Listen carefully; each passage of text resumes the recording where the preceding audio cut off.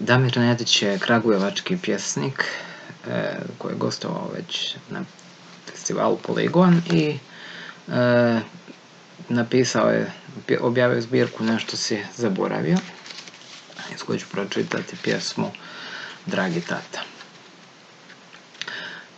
Dragi tata. Dragi tata, znam da ti je teško i da je u Ameriku sletela svjetska kriza, ali ako možeš pošalji nešto novca. Meni je potreban za knjige, a mami za citostatike.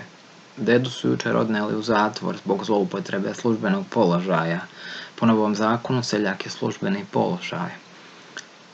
Vršio je mobbing nad kravama i izazivao pretjeranu gojaznost kod svinja. Znaš tata, ipak nije ovdje sve tako sivo. Eto, Seka je prekinula još jednu utakmicu reprezentacije i oni su joj poklonili posao u lokalnom parking servisu.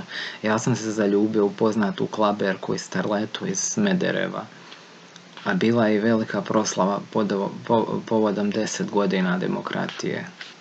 Dragi tata, znam da otplaćuješ novi kredit za novu kuću i auto, pa ako nemaš novca da nam pošalješ, ne brini, ovdje će uskoro izbori pa će oni podijeliti nešto para. PS, jučer sam dobio 5 iz veronauke i osjećao sam se zastrašujuće moćno, poput krsta na ulazu u palanku u kojoj živimo.